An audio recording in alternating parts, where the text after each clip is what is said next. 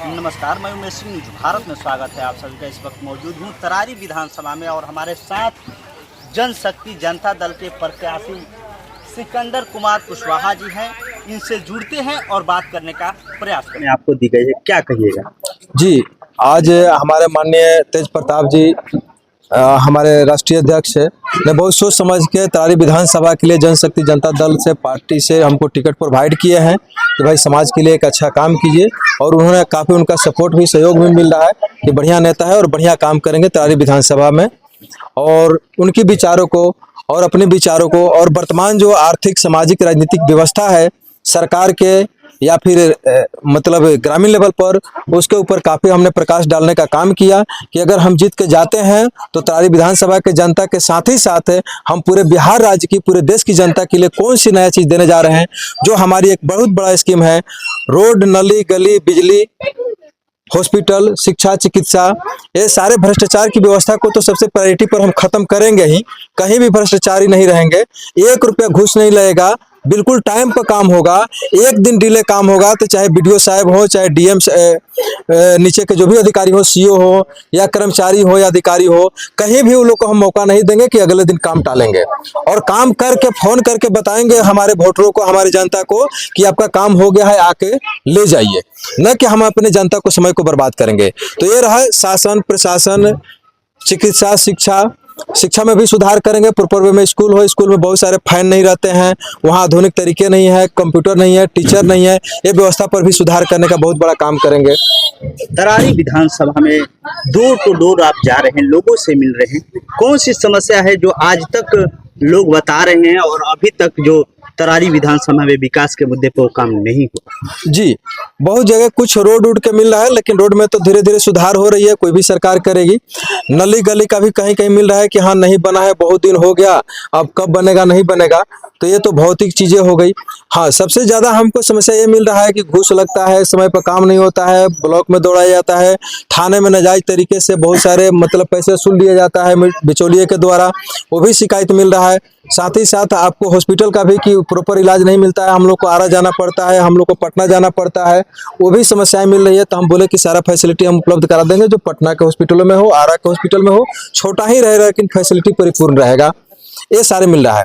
साथ ही गरीबी की बहुत बात आ रही है, पेंशन की 1100 पेंशन की बात बहुत आ रही है। हम बोले हम तो 4000 पेंशन देने की बात कर रहे हैं, और जो लोग कह रहे हैं कि 1100 रुपया 60 साल के बाद देंगे, हम तो 18 साल से ही देने की बात कर रहे हैं, क्योंकि देश की खजाने से हिस्से की बात कर रहे हैं। हम ये नहीं कह रहे कि हम पेंशन देंगे, ये नहीं कह रहे हैं कि हम आपको सामाजिक सुरक्षा के नाम के लिए दे रहे हैं। हम भारत सरकार के या बिहार सरकार की जो हीलियम, पेट्रोलियम, अबरख, कोयला, जंगल, पहाड़, बालू, गिट्टी, सोना, चांदी, टैक्स, रोड, ऊपर सैटेलाइट से खरबों पैसा पैदा होता है, जो लोग को पता नहीं। जितना जमीन से पैसा पैदा नहीं होता है, जितना नेट और सॉफ्टवेयर जो जुआ यूज कर रहे हैं उनको पता होगा कि हर मिनटे मिनटे कितना पैसा दे रहे हैं। वो सारे पैसे सरकारी खजाने में डायरेक्ट इनडायरेक्ट आता है, वो सारे पैसे में वो वोटरों को हिस्सा होना चाहिए। आधे से सरकार में बैठे हुए लोग नौकरी। वोटर्स की आप बात करते हैं, वोटर्स को 18 वर्ष के अधिक को पेंशन कहिए या उनको भत्ता कहिए, 4000 की बात करते हैं।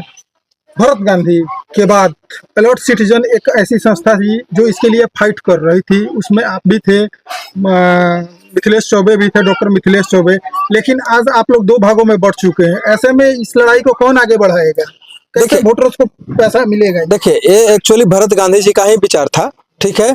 और अगर मिथिलेश चौबे जी के प्रदेश अध्यक्ष हम थे तो हम ही ले गए थे, उनको भी इसकी आइडिया नहीं था। सारे लोग, यानी अगर पूरे बिहार झारखंड में अगर वोटरशिप की बात है तो हम ही जहां जहां गए, जो 3-4 पार्टी में गए, वहां हम ही उठाए हैं, चाहे बीएसपी में उठाए हो, चाहे जो भी पार्टी है, बहुत सारे 4-5 पार्टी वो मेरे ही नकल किए हैं, उनको गाइड हमें किए हैं, उनको रास्ता हम ही दिखाए हैं, बोलने का हम ही सिखाए हैं, पूरा प्रोजेक्ट हम ही दिए हैं।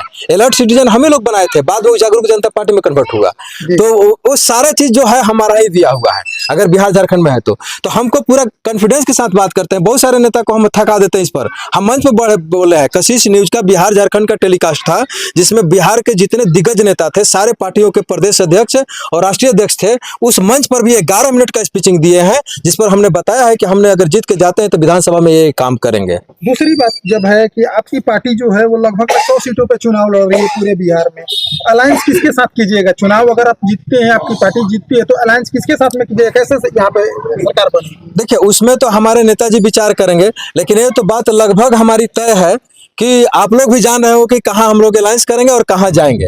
वो बात खोलने की जरूरत नहीं है। जहां अगर नेताजी को, हमारे तेज प्रताप जी को ये पसंद आएगा कि हमारे विचारों को लेकर के, वोटरों को लेकर, गरीबों को लेकर, लाचारों के, मजबूरों के, जिनकी लड़ाई लड़ेंगे, जो उनकी बात उठाते हैं और करते आ रहे हैं, करेंगे, उनके साथ हम लोग अलायंस करेंगे, उनको सपोर्ट करेंगे और आगे बढ़ाएंगे। तरारी विधानसभा में दो पार्टियां जो है, उनके प्रत्याशी जो हैं, उसके बीच आप नई पार्टी के साथ आए, आप अपने को कहाँ देखते हैं? देखिए सर, पार्टी तो हमारी नई है लेकिन नेता हम पुराने हैं। तो यहाँ पहले भी हम 4 महीना कैंपिंग किए। तरारी विधानसभा में पूरे 5 महीना मेरा गाड़ी दौड़ा है, पूरे प्रचार के साथ। ऐसा बच्चा लोग जानते हैं। और पार्टी भी हमारी ऐसे नेताजी हैं कि पार्टी तो नहीं है लेकिन हमारे नेताजी पुराने हैं, स्वास्थ्य मंत्री रहे हैं। जो बोलते हैं वो डंके के चोट पर करके दिखाते हैं। बाकी नेताओं जैसे नहीं झूठे वादा करते हैं, झूठे बात करते हैं। माननीय तेज प्रताप जी जब स्वास्थ्य मंत्री रहे वैशाली में जीत करके, तो वहाँ मेडिकल कॉलेज दे दिए। अभी इस बार इंजीनियरिंग कॉलेज देने जा रहे हैं। अब बाकी उनके पास जो भी व्यक्ति गए हैं वो निराश नहीं गए हैं। डायरेक्ट फोन करते हैं, डायरेक्ट बात करते हैं, डायरेक्ट समस्या का समाधान करते हैं। ऐसे नेता, ऐसे प्रखर नेता, ऐसे अच्छे नेता को हम सराहना करते हैं और सपोर्ट भी करते हैं। तरारी के जो पूर्व विधायक थे एनडीए के, उनके द्वारा कहना है कि 9 महीने में हमने 9 करोड़ का काम किया है। जी देखिए, ये बिल्कुल संभव नहीं है, क्योंकि एक विधायक का फंड 4 करोड़ मिलता है। साल का 4 करोड़ विधायक का फंड है, तो एक साल के मिलवे किया तो 4 करोड़ मिला होगा। अगर 100 करोड़ का दावा करते हैं, वही तो हम बताने जा रहे हैं, क्योंकि हम लोग इकोनॉमिस्ट हैं। हम लोग एक शब्द निकलता है तो पूरे बात को पकड़ लेते हैं।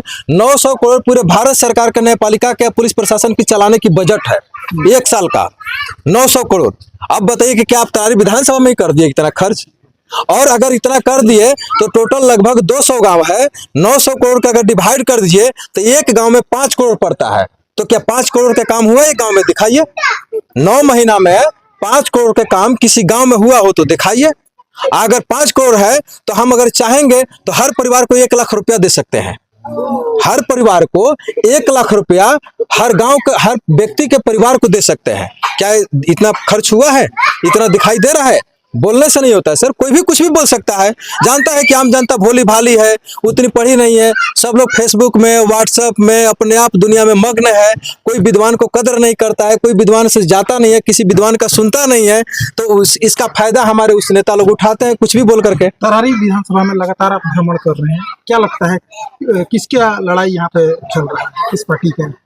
अब तो जनता बताएगी। हमको तो समझ में यही आ रहा है कि हम जीत रहे हैं, क्योंकि सारे जगह से वोट तो हम ही को मिल रहा है। जहां जा रहे हैं, भैया आपका विचार अच्छा है, आप जवान है, आप विद्वान है, आप गरीबों की बात कर रहे हैं, आप बेरोजगारों की बात कर रहे हैं, आप लाचारों की बात कर रहे हैं, आप बदहालों की बात कर रहे हैं, आप किसानों की बात कर रहे हैं।